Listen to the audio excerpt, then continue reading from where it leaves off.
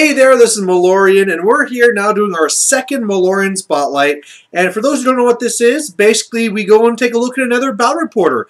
They send me a battle report, and this way you guys get to get more exposure and see what other battle reporters are out there. And at the end, I'm going to be talking about what I thought about their list, their deployment, and how they played the game. So in this one here, we're going to be talking about and looking at one from SkavenInAZ. Now, of course, from the name, it should be pretty obvious that he's a Skaven player. I don't think I've seen him do any reports that was not him playing Skaven, and you know, that's actually a rarity now. Before, you know, it seemed like Skaven was pretty popular, but for quite a while now, there's almost no Skaven out there. So it's good to see Skaven Battle Reporter. In this one here, he'll be going up against Dwarfs, and let's see what happens.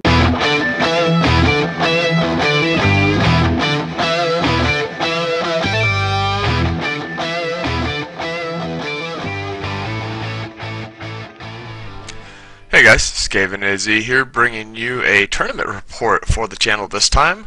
This is a report about my recent 3-game tournament at my local game store, Empire Games, in East Gilbert, Arizona.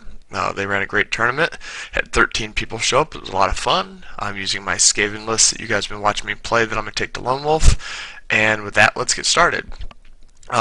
Word of note, you will not know who my first opponent is unless you watched the video report right before this. Yay! Friday night I went through and played this dwarf player twice, and then on Saturday morning my first opponent is the same dwarf player. So this is shot of deployment. You can see kind of, you know, how we've got it all, and you're going to look at this deployment and go, Skaven, what the heck happened to this big hole in your lines?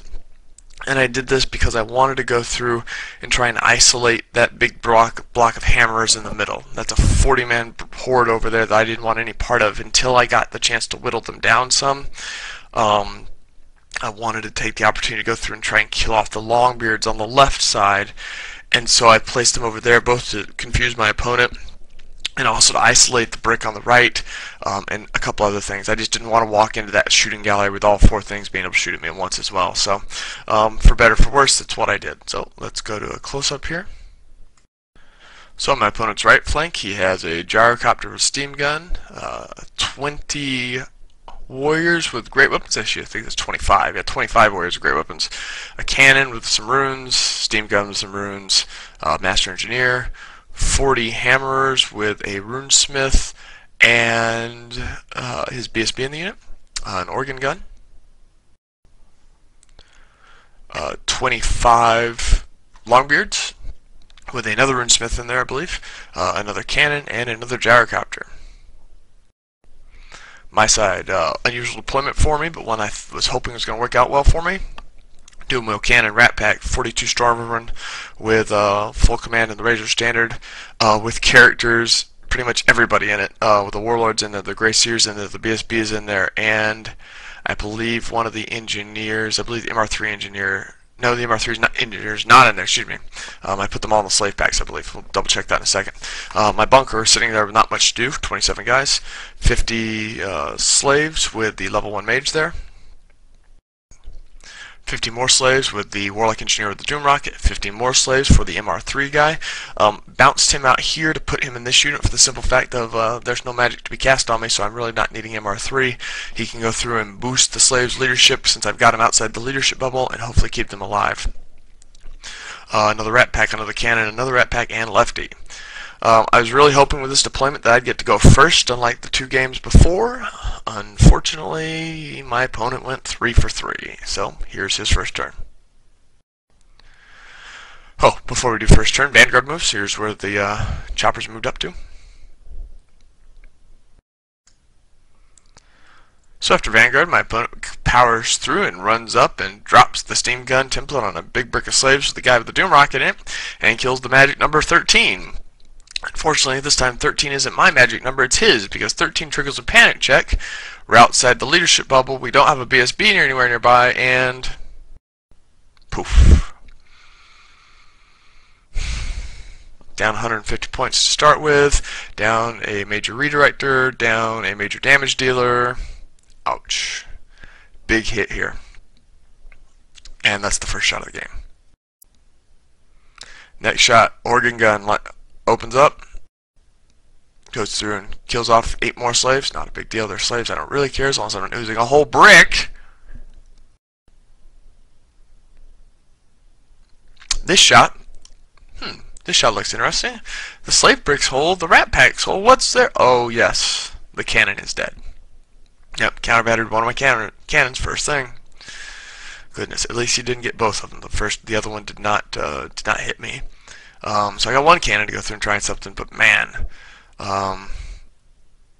ouch, still not done. There's 7 Stormvermin dead from the other organ gun. He's gone through and taken away a bunch of my hitting power, a bunch of my damage dealing potential, and a bunch of my redirectors in the first turn before I get to do anything. Not looking good. Skaven turn 1, everything pushes forward. I cannot sit back and wait for this guy. I have to get going across the board, so I do. Hell Pit moves up. The rat packs move up to start going through and either setting up a double flee with the warriors or just going through and chaffing them up so that I can get lefty involved. The far slaves move up. Not too close because I don't want to go through and... Oh, excuse me. The bottom slaves charge the gyrocopter, which fled, you can see it just behind the building, and this is where I made a mistake because I should have used one of those rat packs to charge it first. That would have pushed it more towards the slaves and then pushed it further again with the slaves to push it hopefully off the board or in front of his lines a little bit more, as it is just there behind the building and nothing else was in range to charge. So the left side of the line moves up, the slaves move up, the bunker moves up, the Stormver move up, the Doom Wheel moves up, the giant rat packs move up, everything moves forward. There's a close-up of that. One thing you'll notice that you have not seen me talk about in deployment as of yet were the gutter runners. In this particular alignment with his particular deployment, I went through and ambushed him. There was no reason to walk them on the board knowing that he would just fly a gyrocopter right in, blot him off the board just like he did in my previous battle report. So let's ambush him this time and walk onto the board and just start shooting war machines to start with. Here's that failed charge for the slaves in the gyrocopter. And here's the rest of my lines.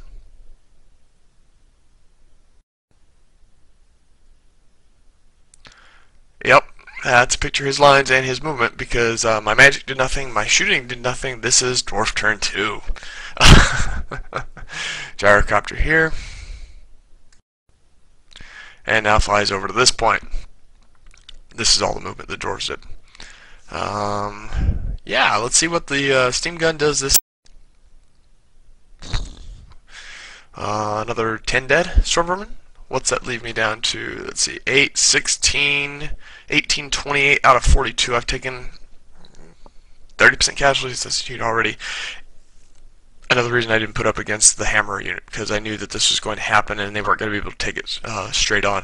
Luckily they hold, stay steadfast, not a big deal. Oh, wait.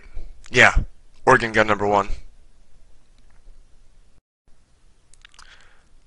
And that's the end of his shooting. So, we go to Skaven turn 2. A couple different things happen here. Doom Wheel turns around and knows it has to deal with the gyrocopter, so it does. Everything else pushes forward. Slaves both push up. Lefty slowly advances, not making it towards those warriors like I wanted to, and then I chaff up the other unit, unit of warriors up there at the top. But now I'm getting a close range for everything.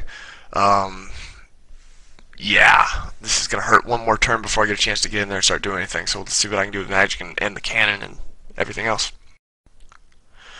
There's the Doom Wheel. He'd take a couple wounds before from a cannon, if I recall correctly. Didn't get a picture of it before with the tournament going as fast as I had to.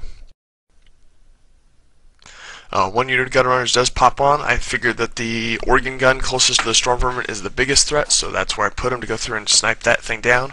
Hopefully I can kill it in one turn, and if I get really lucky, maybe panic somebody, but that's a long shot at best. In the movement phase, we did pop the Grey Seer, the BSB, and everybody back into the bunker. Yeah, Stormvermin are going to get in combat soon. I don't want the Grey Seer or the BSB anywhere near that combat. There's the Hell Pit coming up just short of the warrior unit. Not too bad considering I should be able to go through and get there next turn. Plus I'm mostly screened by this house from his shooting, so the Hell Pit should be alive. And if I can get to the warriors at full strength, I'll be doing just fine. Gutter runners go through and take aim at the steam gun, or organ gun, excuse me. and quickly eliminate it from the world. So big help there. And bypasses panic, of course. So Dwarf turn 3. He ends up going through and doing a bit of movement here.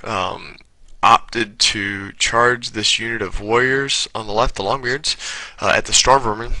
I knew I couldn't take him at this point. I'd taken too much casualties. I was in horde formation. I opted to flee. He stumbled forward like an inch, so it didn't look like he moved much. Hammerers moved up.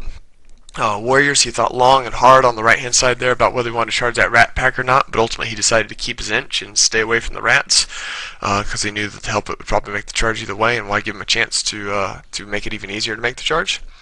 And he goes through and sits like this.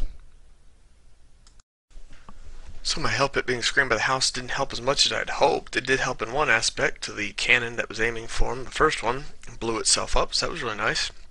Unfortunately, the second one was the flaming one.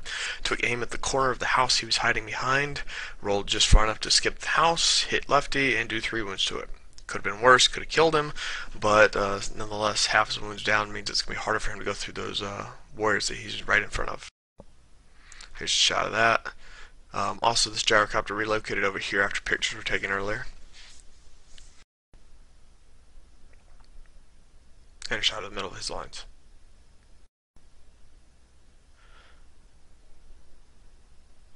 So, Skaven turn 3. You saw how close Lefty was before, right? 4 inches, 5 inches, something like that. That's not sitting that far apart because I needed to leave space because Lefty sticks out for a while. That's because Lefty rolled 4 inches and just missed. Epic freaking fail. The rest of my movement was also about as big of a fail. I do rather the Stormwind, which is at least nice. They reform like that. No longer in horde formation to give them some ranks. The slaves kind of stay put because we want to go through and wait for the dwarves to come to us. No point in charging out there and dying. I do send the MR3 token engineer out to go through and completely chaff him up, make it so he can advance towards me any further than just an overrun if he wants to. The other unit of gutter runners walks on to go through and try and kill that organ gun. The rat pack in the upper left hand corner had tried to charge the cannon and rolled up short by an inch or so, so that was a fail. So now the gutters are going to have to kill that. And that's the movement phase. Yep, there's a close-up of that failure. And a close-up of the second pack of gutter runners walking on to shoot down that organ gun. And this unit of gutter runners to shoot down the cannon. And just the rest of movement. Cannon finally decides to do some work and hits this unit of Longbeards, killing off about 9 of them. That's nice. It helps. Gutter runners put 2 wounds on the organ gun, which not quite what I needed. And this unit of gutter runners splats off the cannon, so that's nice. That's twice the 2 war machines they've gotten rid of. They're doing well this game as usual. Dwarf turn 4. Unit of Longbeards over here goes through and charges the rat pack, which flees, passes through the doom wheel, which doesn't care a lick, and eventually stumbles forward some because he opts to not redirect or doesn't make it, one of the two. Gyrocopter moves over to shoot at these gutter runners. Actually, no, the gyrocopter moved over and flamed 2 gutter runners. We're in shooting phase already, excuse me. Organ goes through and kills 3 of these gutter runners off and panics them, making them run away. And the hammers go through and make quick work of the MR3 engineer, who did nothing in return. He opts to not move. He just wheels out to reform to hit me and then reforms back to face my slaves. Skaven turn 4. The help it finally makes it into close combat. Goodness. Been a long time coming, but he finally made it. I move up with another chaff unit to go through and chaff off this unit of hammers again. The doom wheel is able to go through and make it into combat with this unit of Longbeards, which charged the giant rat pack before. So that's nice. Hopefully I can do some damage there. This unit of gun runners moves into this building on the left-hand side there to go through and get myself something to shoot from and hopefully a little cover from the stupid gyrocopter. And then my luck changes a little bit. I'm going to admit, up to this point in the game, I was feeling pretty sorry for myself. My Stormborn got beat up, Lefty hadn't made it to hand-to-hand, cannons were dead, Doom Rocket was dead. A bunch of the stuff that I needed to go through and crack the tough nut that is Dwarfs was doing stuff. What I had left, the cannon, magic, wasn't doing anything. The gutter runners were really the only thing doing any work. And then, into this phase, things started going well. This dice roll that you see in front of you is not the casting roll to get off dreaded 13th. Yeah, that's the number of wounds it did. 20 out of 24, which was planted squarely on this unit of hammers, which is no longer nearly as scary as it was before.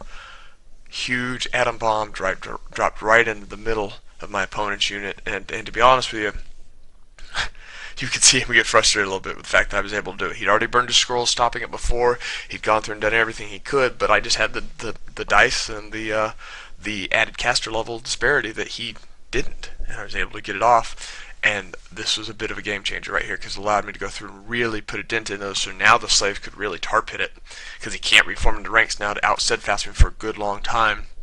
So I can really go through and lock them down with more than just little bits of chaff. Now I can go through and do slaves and really put him in a bad position to get through and get something else over there whenever I can. The miscast that it took me to go through and get off dreaded 13th cost me 2 clan rats. Gutter runners turned around and rallied.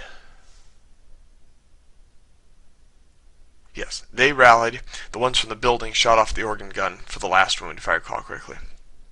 They didn't, they just rallied. Ha!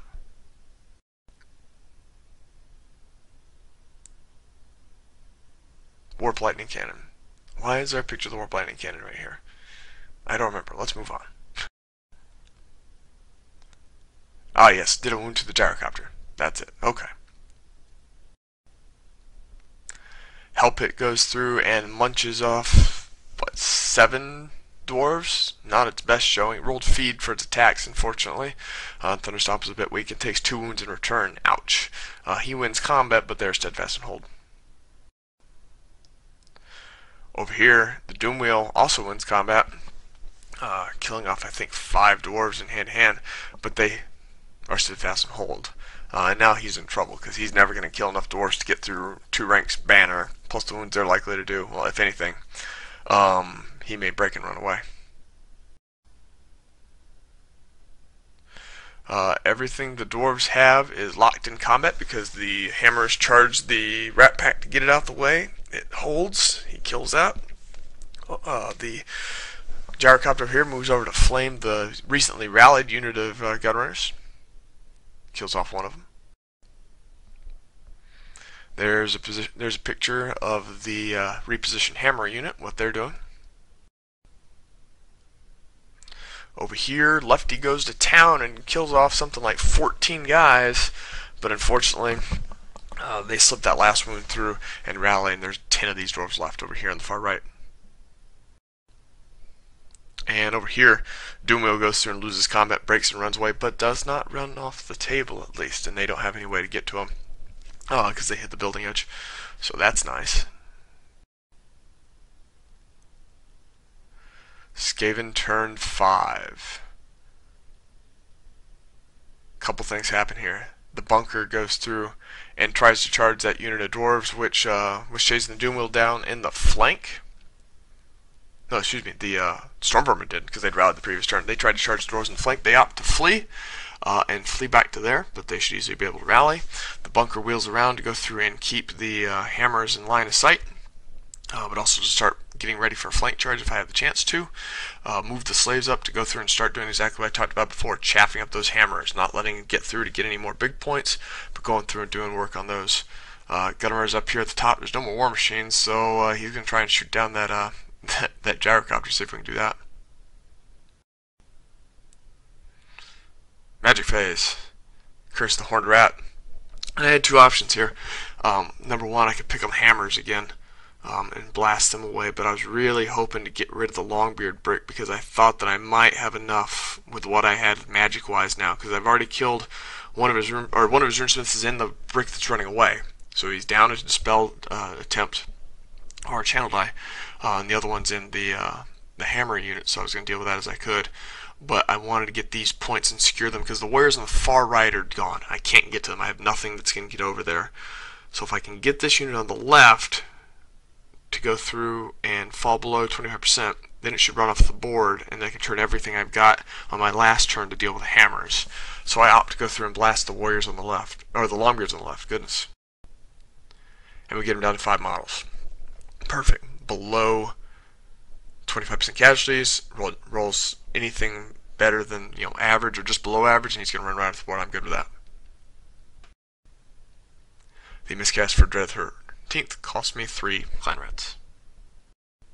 The cannon goes through and lobs a shot into the hammer unit, kills off another 8 of them. So now they're down to just their front rank and a few guys in the back, which is great. Dwarf turn 6. Yeah, the dwarfs didn't rally. Yeah, the dwarfs ran away. Yeah, the dwarfs rolled a 3. Head slam into the desk. So close to picking up something like 400 plus points from this unit. An inch away. Nothing's within 18 inches to push him. Arrgh! Hammer charges slaves. They kill off the number that you saw before on the dice below, which is 14, and reform like this.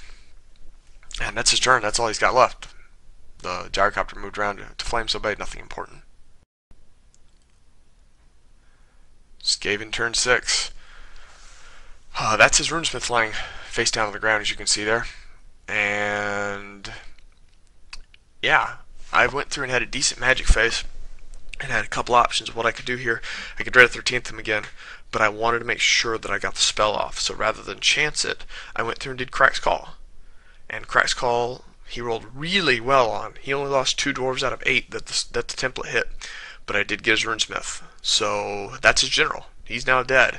So I'm in pretty good shape going forward here. I don't know if I can kill enough guys with slaves, but I still got some tricks up my sleeve. Like a cannon shot. Cannon shot rolled perfectly. I mean, this is one of those things that people hate Skaven for. 8 inches from the front edge of the unit, rolled 2, bounced 10, blam. Killed everybody but one hammerer and his BSB. Holy cow. I've got 6 slaves that can attack. I'm out of everything fun at this point. If I can kill that hammer off, he's no longer steadfast. His BSB's not going to do enough attacks to me to be able to kill me because he's set up for tanking, not for attacking. Maybe? Maybe? Yes. The slaves, the 6 guys that attack him, the 2-point slaves, go through and punch the hammer champion in the throat, make him fail his armor save. He falls over dead. The BSB only kills 1 in return. I win by 3, and he fails a 6 rerollable twice, or 7 rerollable twice, and does a last stand and dies. And I collect 1,000 points from this unit. 500 and something for the unit, a couple hundred for the BSB, a couple hundred for the general, 1,000 points from this unit. That's what he has left at the end of the game. And this is the thing I want to take from this game, and it's something that YouTube really has inspired me to do since I've been watching reports here, but this is a game that I really wanted to give up on in the first 2 or 3 turns. He had me nailed to the wall. I had nowhere to go. I had nothing to go through and kill him anymore, and I could have really just gone through the motions and done it. But because I kept playing, and because I kept working at it, a couple things finally went my way. Turns 4, 5, and 6, my dice picked up and started going well, and we won the game. I won the game handily by about 600-700 points, which got me 14 battle points for our tournament standings, and went really well. But my encouragement to you guys is the same thing. Don't ever give up on a game. until you have everything dead, or almost everything dead, there's always a chance to go through and do more than what you think. Go through, give yourselves the opportunity. As always, thanks for watching. I'll have games 2 and 3 up hopefully later today or tomorrow.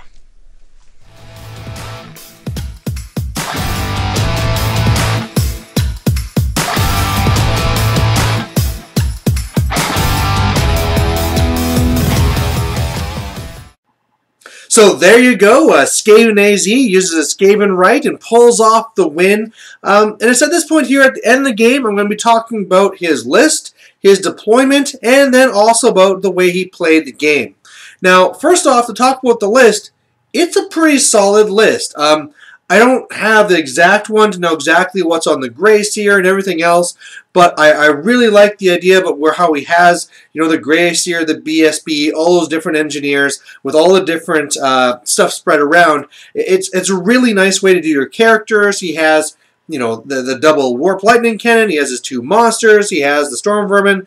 It's pretty good. I believe he also says he has a Chieftain there as well. I don't know how that guy is built, but again, I know from playing against my brother that they can be very nice. So this is one of those things where unfortunately I don't have the list, but from seeing what's on there, it's a very good, solid list. So hey, good thumbs up there. Deployment is where I'm going to be saying some other things. Now, the first thing he does there, where he talks about, is he splits his forces. And his reasoning is fairly sound, right? He doesn't want to deal with the central unit. He wants to pick on the 2 side units. And so if this was some other army, that would work fairly well, right? Okay, we're going to try and pick on these 2 parts. We're going to spread out and try to avoid that middle unit. But there's 2 big problems with this. One, we're talking about Skaven, and Skaven really needs to stay together to deal with their leadership. Even when you take those engineers and you put them in the units of slaves, their leadership is still very, very low, and you just can't depend on that, especially when there's no reroll or anything else. So the whole idea of splitting up that deployment was just too risky to take. In fact, not only did we see that gyrocopter go up, flame the 1 unit, and they panicked right off the board, losing his Doom Rocket and things too.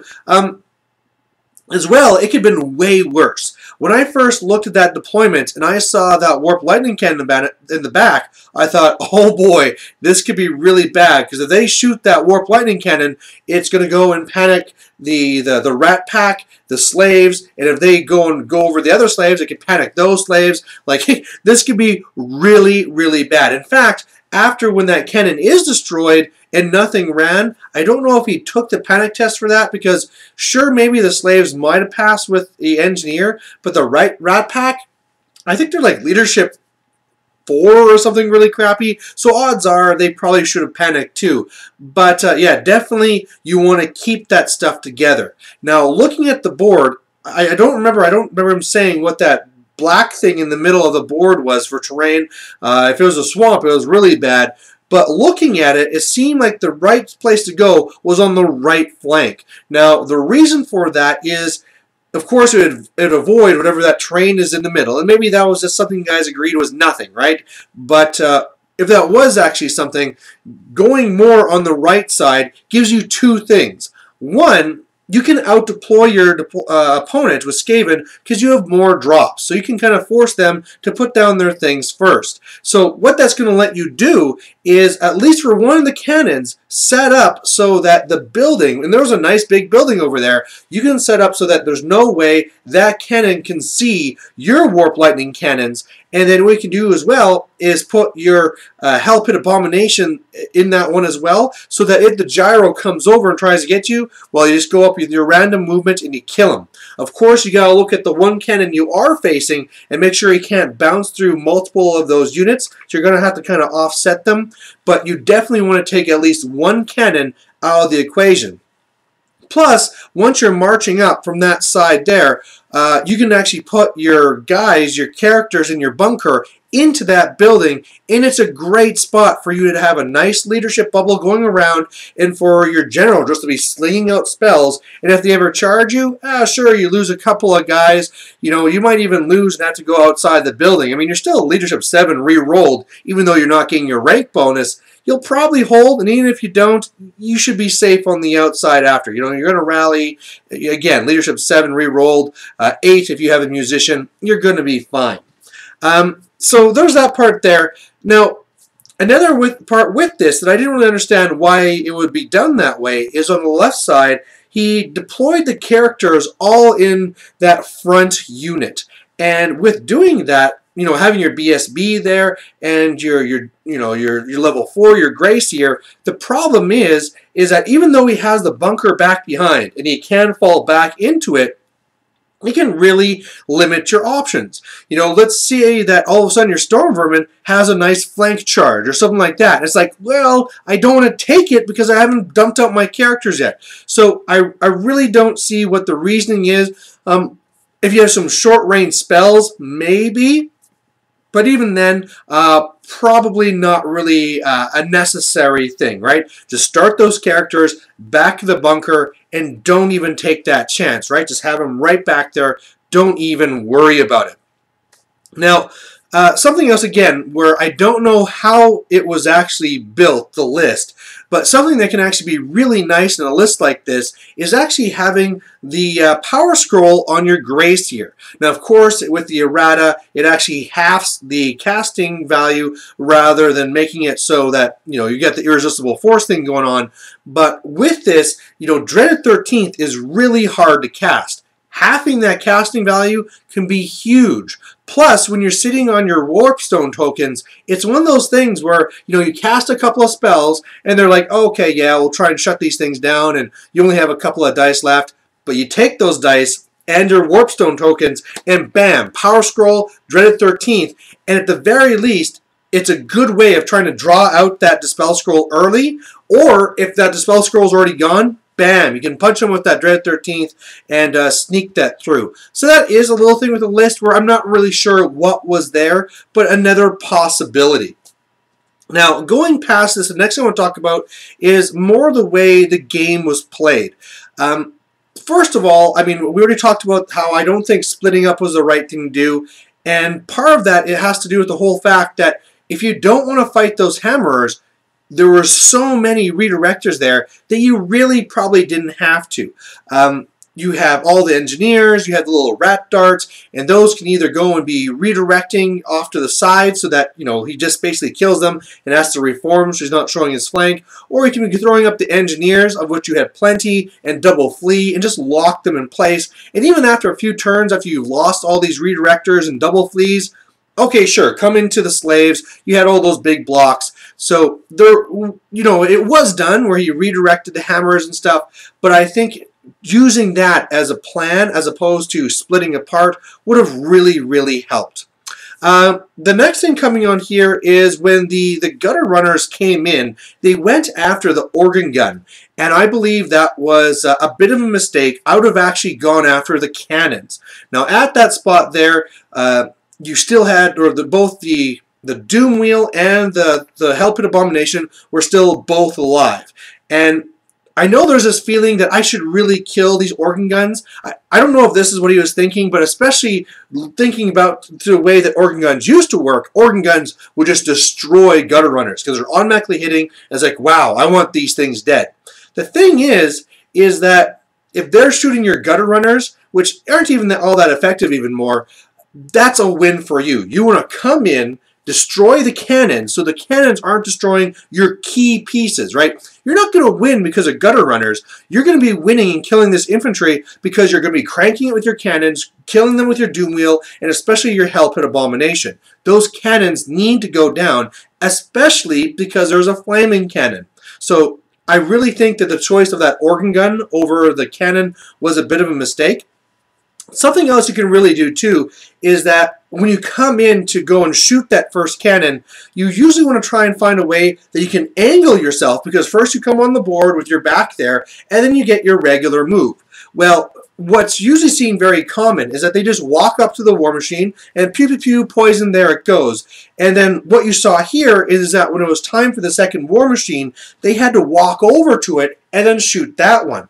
Now, you have to take that chance, right? Because you might fail, you might not kill it. And so what can really help is if you actually come on the board and then angle yourself so that you can shoot the one war machine and then on the next turn, charge another one. Now, again, it was really hard to see from the pictures whether that was even possible. But even if not, this is just kind of a reminder of something you can try and set up. Because then you're not taking that risk of maybe the poisons might not work or something like that. And you know what? Even if you don't destroy it, I mean, dwarf war machines are hard to take on in combat, where they're stubborn and also they have toughness 4. But hey, you know, a lockdown war machine in combat might as well be dead because it's not shooting and it's going to take them so long to actually deal with you that by then, hopefully, if everything's working out, you're going to get in there and start killing them anyway. So just something to look for, like again, like maybe it just wasn't even possible, just something you should be always looking for.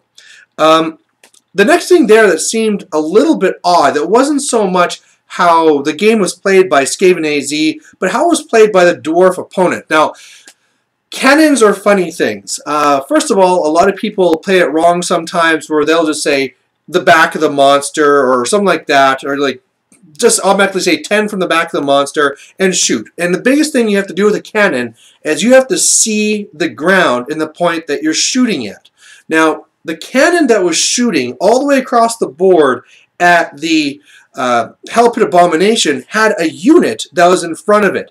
And getting true line of sight through that unit, and probably the hammers as well, would have been very difficult. So a little bit of iffy stuff there. And as well, maybe I heard this wrong, but this is something that's a little bit silly with cannons, where if there's something behind a building, because you target the ground, if you can see the ground, you shoot it, and then it can hop over the building and hit the thing over there. It's really ridiculous, but it almost sounds like he said like that's what the opponent did, which again, first of all, sounds a little bit like you know, maybe like it's allowed, but it's kind of like that gray area of like going for loopholes. And as well as again, I just don't know if he could even see it because how that cannon was shooting through the unit, getting that true line of sight to the ground, because you don't have to see the building, you have to see the ground to actually be shooting, could have been very difficult. So again, something where you have to kind of watch people, because cannons are powerful, but if you force them to play to the actual rules, you know, they can have a harder time sometimes, especially when you have these bulky dwarves side by side, a big unit. It can be hard to get that true line of sight going through there.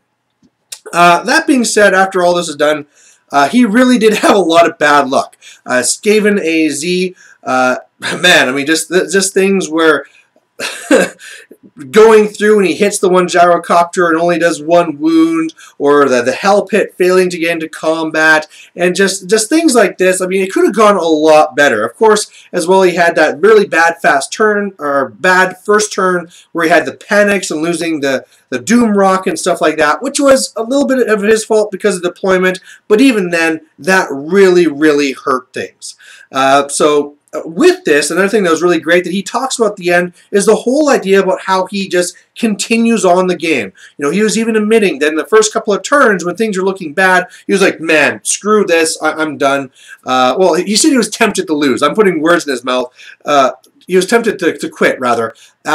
But he kept on going with it, and he got the win. And that's a really important thing for gamers to do, especially in tournaments. I mean, if it's a friendly game, it's like, wow, that first turn was ridiculous. You know, we could either play this out, or how about we just start a new game? But in a tournament, and especially in one like this, where it was a 20-0 system, you just can't give up. You have to go for it, try and get whatever points you can, and that's what he did there, too. So, big thumbs up for that. So either way, that's SkavenInAZ and my thoughts on the battle. Down below will be, well, first of all, he had it in his video talking about where to find his channel and his Twitter. I'm going to have a link to his channel down in the description.